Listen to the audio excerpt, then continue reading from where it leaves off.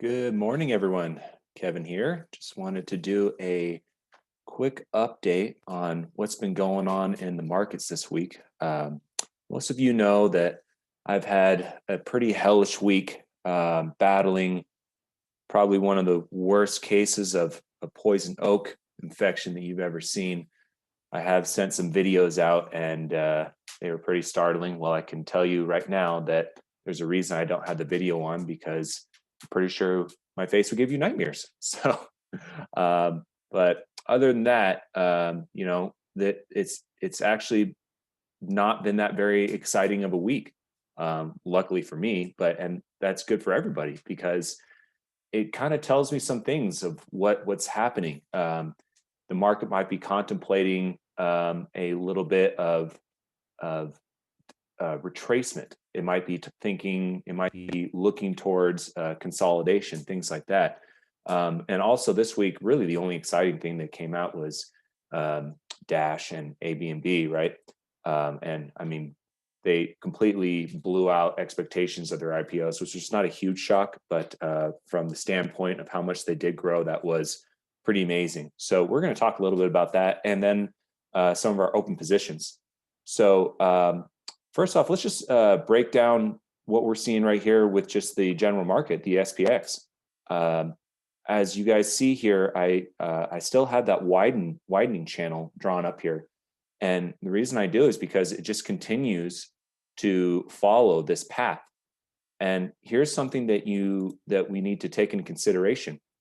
When you see things starting to run away from price, you can see right here that when price starts to get to a certain point where the moving averages become a little bit extended and you see a bit of a gap here in between price, this wasn't a very big one, but you can see it tends to want to correct. Now, I don't typically use this as a great example because this was due to the pandemic, this correction here. But regardless of if there was a pandemic or not, we would have seen most likely some kind of correction to sap up some of this gap here. So that's kind of where we're at right now. We've been following this wedge line here, and it's just been growing. It's been pushing to new highs. Everything is looking very bullish, but it's starting to get overextended. The market absolutely can get overextended, right? And so I see this right here. I see these moving averages are 200, are 50, and are 30, and they're all far away from price, especially this right here. Now, this in no way am I saying that I think the market's about to go through a bearish correction here, but I think it's going to consolidate. I think that there's a possibility that it sees all of these gains and people start taking off from the top. Institutions, big banks, hedge funds, they start taking off from the top. So that's what we're looking at right here. Let's take a look at the VIX really quick. And I've been talking about this for a few weeks. The VIX started bottoming out here, which is typically a bullish sign for stocks. But as you can see with the MACD, let's go ahead and take a trend line here and draw this. While the VIX its price was trending down, the MACD here, which is our oscillating tool that tells us what price might do for future references, it was diverging, right? So as you can see, this was going down, but the MACD was going up. So I kept watching this level here, and I'm thinking, yeah, we've got a MACD divergence here. So sure enough, it's bounced right off of the support line, which is bullish for volatility, right? And that could mean more correction on the way. NASDAQ is kind of doing the same exact thing here. They saw a little bit more of a larger sell-off right there, but we'll see what happens when it gets down to this resistance. So it was resistance, resistance, resistance. Now it broke it. Now it's support. Resistance that became support. So we see this trending back down here, but look at how big our gap is on this one, right? That's a big, big, big gap right there. Now, again, I'm not saying that it's going to come all plummeting all the way down to say the support level right here, but it's going to want to correct. It's going to want to adjust itself. So let's keep our eyes on that. If it can't hold the support level, I would say we start seeing prices come back down to this area here, maybe even this area. It's hard to say. I don't see that being the factor here, but if we see all that, it all really depends on what's going on in the economy. If the viruses continue to uptick, we're going to see more layoffs. We saw a pretty big layoff on Thursday. Unemployment claims were pretty high. They spiked really high.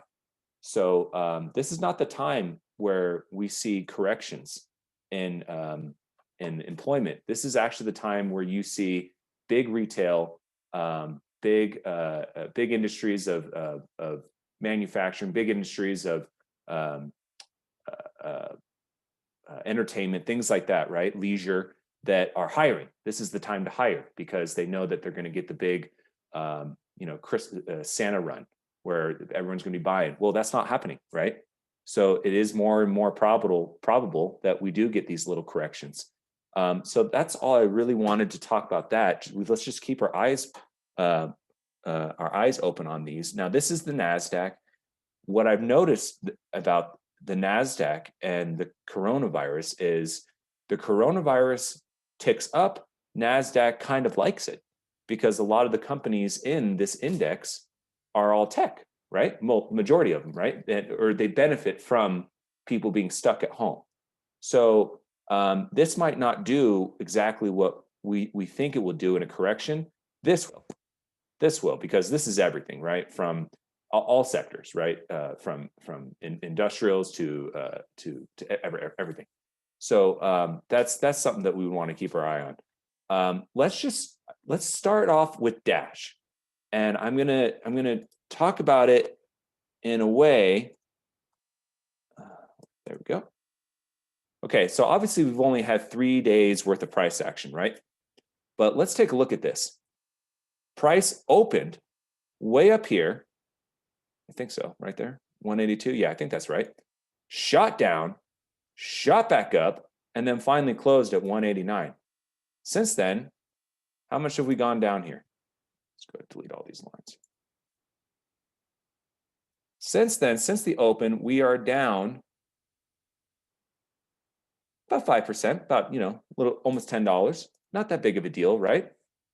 So people, I've been getting lots and lots of messages this week. Kevin, should I buy Dash? Kevin, should I buy ABNB? I really want to get into this one. I don't want to miss the Facebook. I don't want to miss what happened with Facebook. And you know what?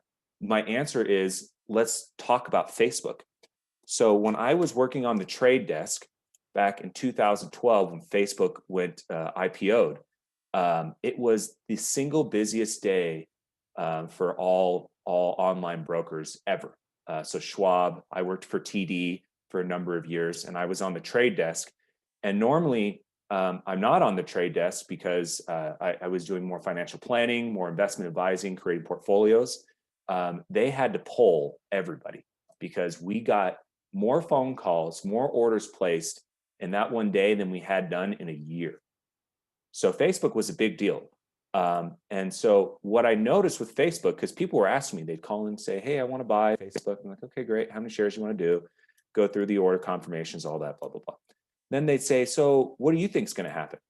Now, when I was in this role, there we go.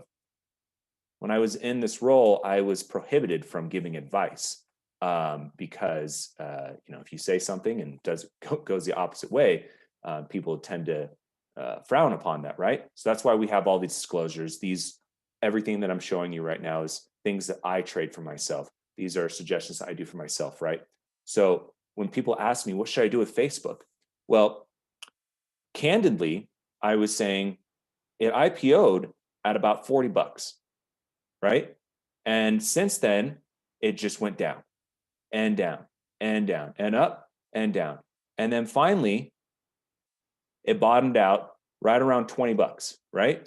So the point is that it IPO'd at 40 and it lost 100% of its value, or sorry, 50% of its value, right?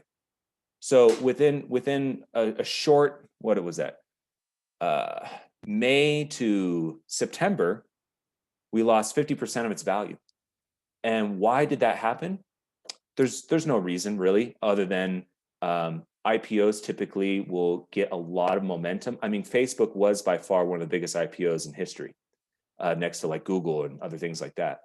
But this one was so evident of being overbought right at the gate because of the pressure of everybody wanting to get in. And I knew a lot of people that bought on the first day. And within that first month, I was getting a lot of phone calls. I'm worried. I'm worried. I've already lost 50%.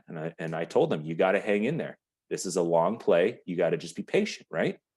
Well, only reason I'm bringing this up is because we are pretty much right here with Dash, and it just shrank, didn't it? And we don't know what's going to happen, obviously, but this is a really good indicator of what could happen. So if you are wondering, what should I do with Dash? What should I do with ABNB? My answer is, for myself, sit on your hands. I can't tell you guys what to do, what I think you should do. I can only tell you what I think I would do. And I would sit on my hands. I would wait for price to play out, especially, let's go ahead and zoom out of there. Goodness. Especially as we have this looming, right? Because DoorDash and Airbnb, they're going to reflect what happens to the market. So if the market starts selling off a little bit of a correction, they're not going to go up. They're going to follow what happens to the market. So my advice on DoorDash and Airbnb for myself, and I encourage you guys to look into this for yourselves, is be patient. There's just nothing to go off of here right now. You guys know that I'm a big technical analysis trader. That's one of the biggest things that I do. I've been doing it for 10 plus years. I know a lot of the ins and outs. And I can tell you right now, when you see this, which is nothing, you can't make any decisions based off of technicals. So you can really just go back and look at history. What happened with Airbnb, which is similar to what's happening here. So let's just see. I have a feeling it's going to sell off a little bit, maybe even drops below 100. I don't know. I'll tell you one thing though, we'll be watching it when it gets to 100. And if it continues to sell off, I'll still be sitting on my hands. But if it starts to do a consolidation thing here at around 100, and it starts doing a little this, just like we saw on Facebook, kind of bottomed out at 20, I might be looking to start adding shares. So we'll see what happens there. Let's bring up one of the currency pairs that we were looking at. What was it? That's right. Okay. So I've been talking about this a lot. You guys have the order details. So what we wanted to see happen was, I wanted to see this break below, consolidate here, buy it, and run up, or break above this. Well, we're kind of getting that price action right now. Let's go ahead and zoom this out a little bit.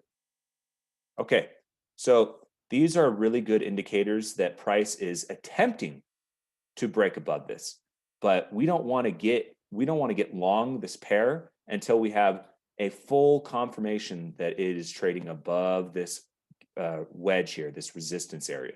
Okay, so you can see these wicks. They tried to and they failed. They tried to and they failed. Well, price is right there, and we'll see what happens.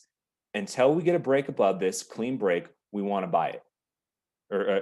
Until we get a clean break above this, we're going to sit on our hands, because, of course, I'd rather get in at a lower price. I'm still bullish on this currency pair. So if I can get it for cheaper, that would be great. So we need to see price do a full close above here, right? That was a crappy ass candle.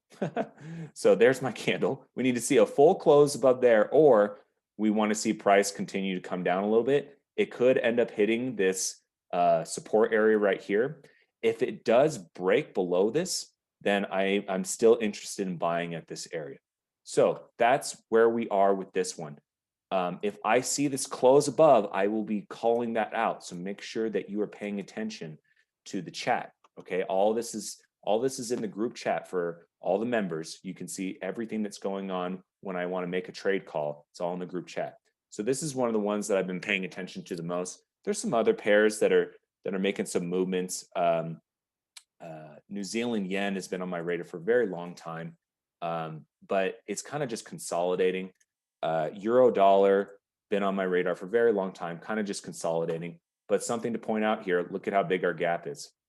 It might be due for a little bit of a correction.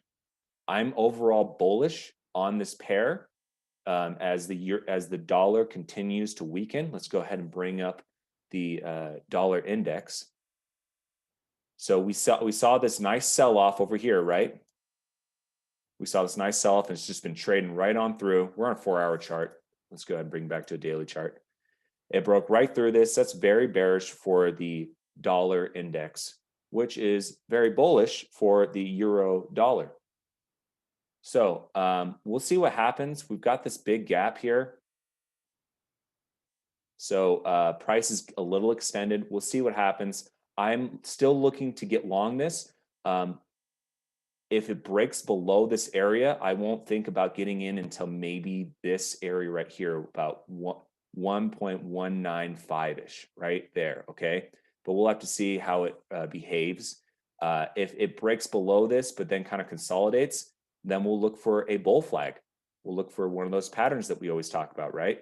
Where we look for a price to do a little bit of this, a little bit of that, a little bit of this, a little bit of that, right? One of these, and then boom. So we'll look for that too. Okay, guys, that is all I really had for you. And I'm terribly sorry that I missed the sessions this week. It's been a hell of a week, you guys. It's probably one of the worst painful situations I've had in a long time. But I never wish this even upon my worst enemy. It's brutal. But I think I'm getting better, so that's good. And I'm pretty sure I'll be good to go for Monday's session. So I'll be looking forward to seeing you guys. Either way, I'll keep you updated in the chat, and I will talk with you guys soon, and have a wonderful weekend.